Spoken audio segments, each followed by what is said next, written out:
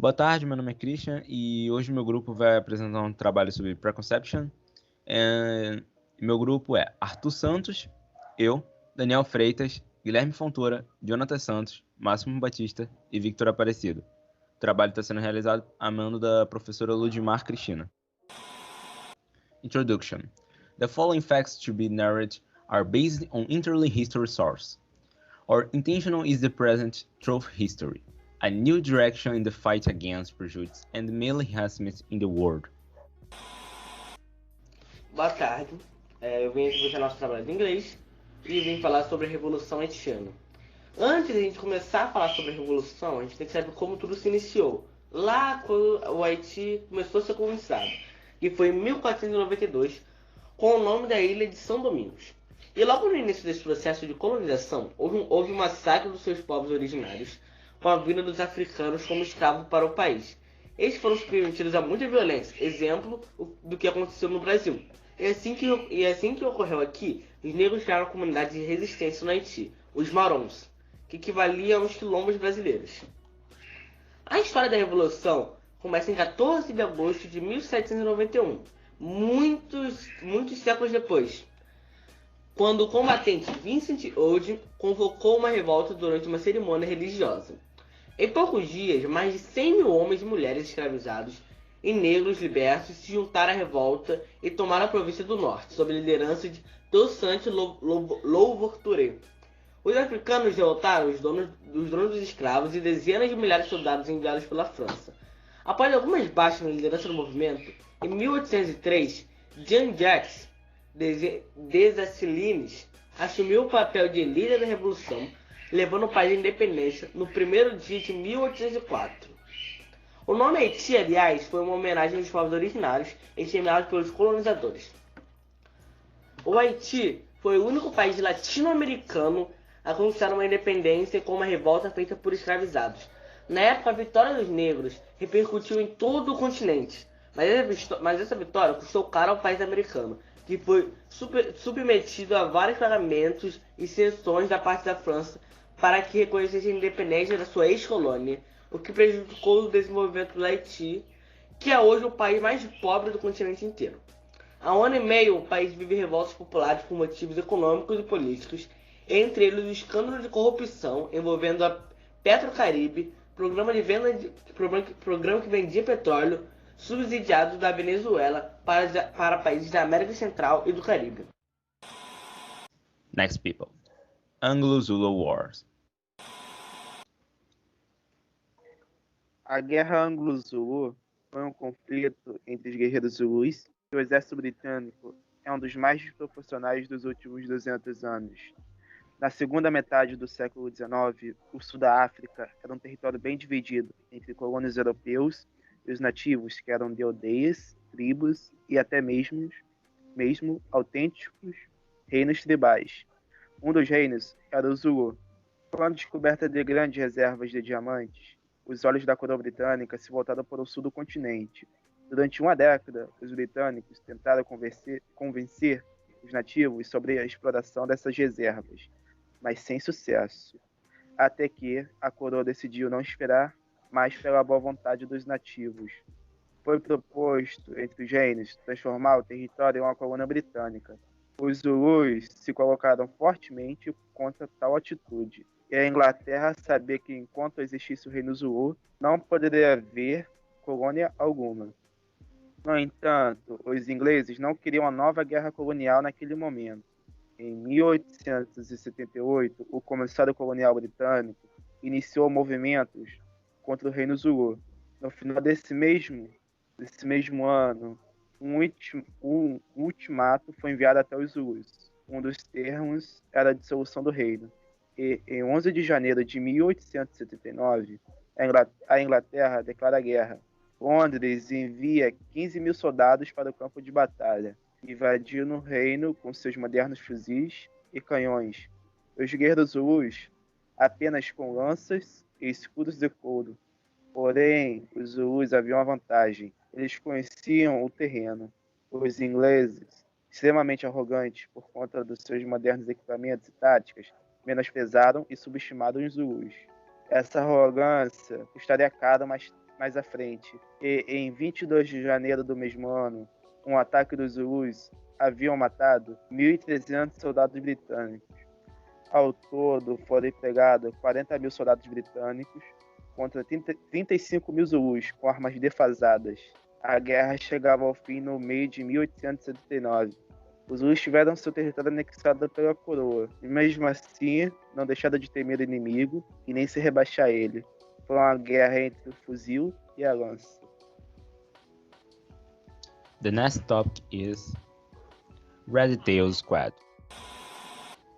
Boa tarde, meu nome é Arthur e eu vim apresentar sobre o Esquadrão Red Tails. O Esquadrão Red Tails foi um grupo de aviadores americanos durante a Segunda Guerra Mundial. O esquadrão foi marcado pela segregação racial e pela desconfiança, pelo simples fato de que seus pilotos eram negros. O alto escalão da Força Aérea Americana acreditava que os negros eram incapazes de desempenhar papéis de grande destaque nas suas forças. Os negros sempre ficavam com serviços inferiores, como mecânica ou cozinha. Essa desconfiança e segregação cairia no desmonte no teatro de operação na Itália, onde lutaram contra o regime fascista de Benito Mussolini. Os pilotos do esquadrão receberam aeronaves de caças obsoletas àquela altura da guerra, mas isso não desanimou os aviadores. Eles eram responsáveis por proteger os grandes e pesados bombardeiros dos caças alemães da temida Luftwaffe. Quando a Luftwaffe fazia incursões nas formações americanas, os pilotos do Esquadrão Red Tails mostravam destreza e superioridade perante aos alemães, e isso chamou a atenção do alto comando da Força Aérea Americana. Em 1944, o esquadrão recebeu um novo avião, o P-51 Mustang, um moderno caça e bem superior aos seus antigos caças. Os pilotos segregados pelo seu próprio país foram essencial para a vitória e derrubada do regime fascista de Mussolini. Isso mostra que o homem não é inferior por conta da sua raça.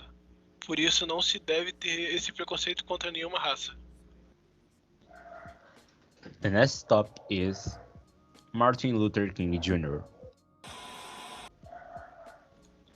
Olá, meu nome é Victor e eu vou falar sobre Martin Luther King Jr. Nascido no ano de 1929, foi um pastor batista e um dos principais líderes negros na luta contra a discriminação racial nos Estados Unidos. Ativista político, Martin reivindica salários dignos e mais postos de trabalho para a população negra. Além disso, defendeu os direitos das mulheres e foi contra a guerra no Vietnã. Luther King tinha conduta de não violência, onde sua estratégia de luta era o método da não violência e a pregação de amor ao próximo, inspiradas nas ideias cristãs. Igualmente, praticava a desobediência civil utilizada por Mahatma Gandhi durante a independência da Índia.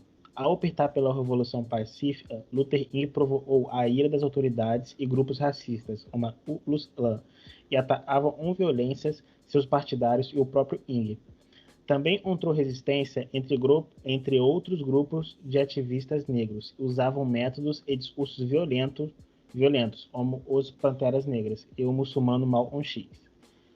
É importante lembrar do discurso Eu Tenho um Sonho. A manifestação civil mais importante promovida por King foi a Marcha sobre Washington, em 1963, e reuniu 250 mil pessoas. Além disso, ali estavam personagens como Rosa Parks e a artista Josephine Baker. Neste momento, fez o célebre discurso I Have a Dream, Eu Tenho um Sonho. O discurso está aparecendo na tela para vocês. Quem quiser pausar o vídeo para ler o discurso ou dar uma refletida sobre o assunto, eu recomendo bastante. É um tema bem interessante para pensarmos no momento atual que vivemos. Algumas de suas frases mais impactantes e deixarão um legado pela eternidade são: o que me preocupa não é o grito dos maus, é o silêncio dos bons. No final, não nos lembraremos das palavras dos nossos inimigos, mas do silêncio dos nossos amigos. Se um homem não descobriu nada pelo qual morreria, não está pronto para viver. Quem aceita o mal sem protestar, opera com ele. Aprendemos a voar como pássaros e a nadar como peixes, mas não aprendemos a viver como irmãos. Pode prosseguir. The next topic is Apartheid. Bem, boa tarde, eu sou o Máximos e agora eu vou falar sobre o Apartheid.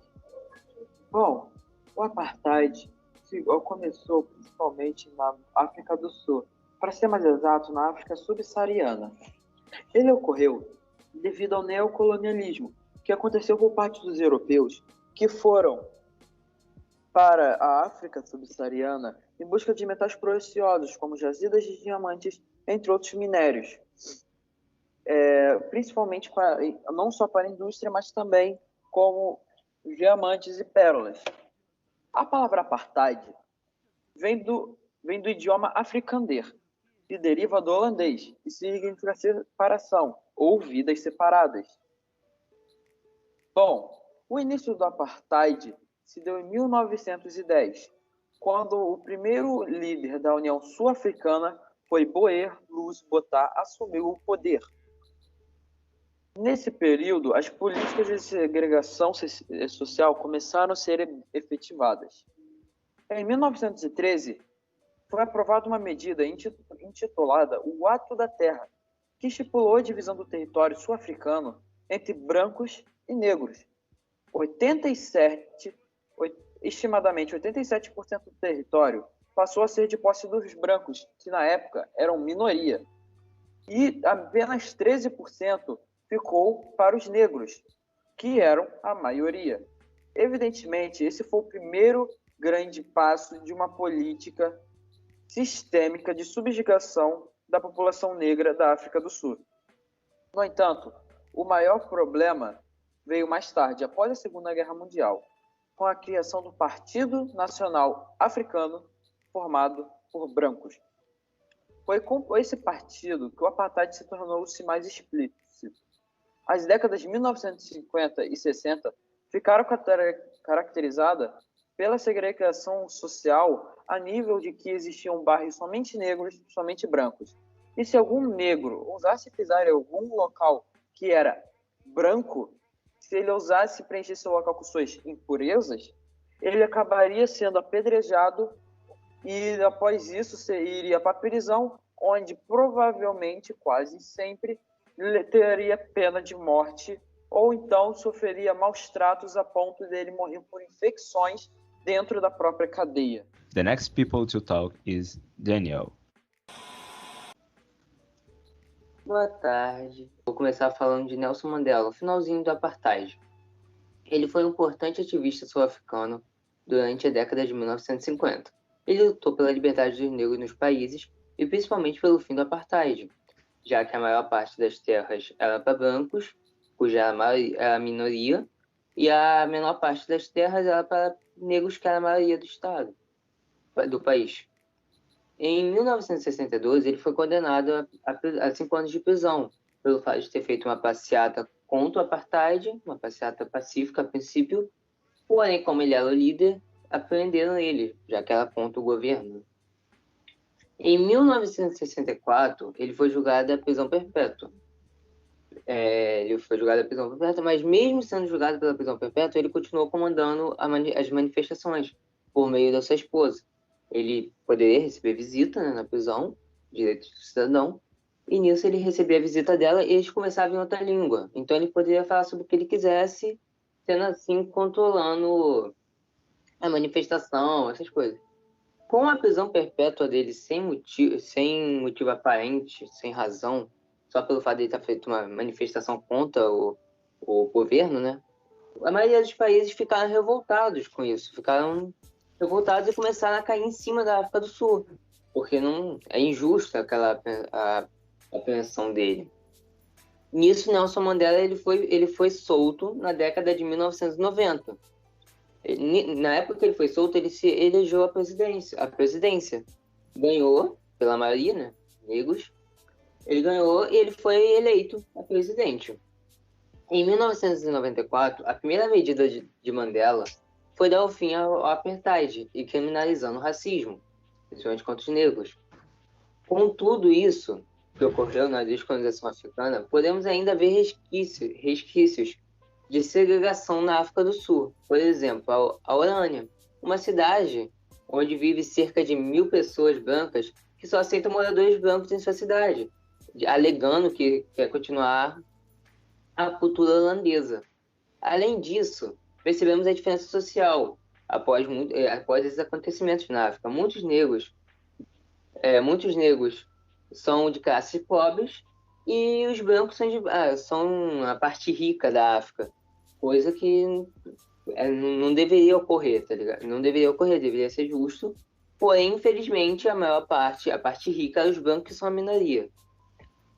Trazendo esses acontecimentos para a vida real, podemos perceber que o racismo ainda acontece. O porquê do racismo acontecer com pessoas afrodescendentes. É nítido perceber que eles sempre buscaram igualdade. Eles sempre quiseram ser representados. Sempre quiseram ser iguais. Porque eles não mudam. Eles não mudam. Eu sou uma pessoa branca, por exemplo. O que ele muda de mim? Ele não pode fazer o quê? Ele pode fazer tudo que eu posso. A única coisa que muda é a cor dele. E a cor de pele não muda nada. Sabemos que muitas pessoas históricas, muitas pessoas boas, históricas, né? Que fizeram atos bons, são negros também. Nelson Mandela é uma pessoa muito conhecida. Martin Luther King é uma pessoa também muito conhecida, negra. Então, a gente quer mostrar por atos históricos o porquê ainda acontece o racismo. No Brasil, principalmente, acontece pelo fato de, no período do colonial, né? No período de Dom Pedro I, Dom Pedro II, o Brasil ser comandado por escravos.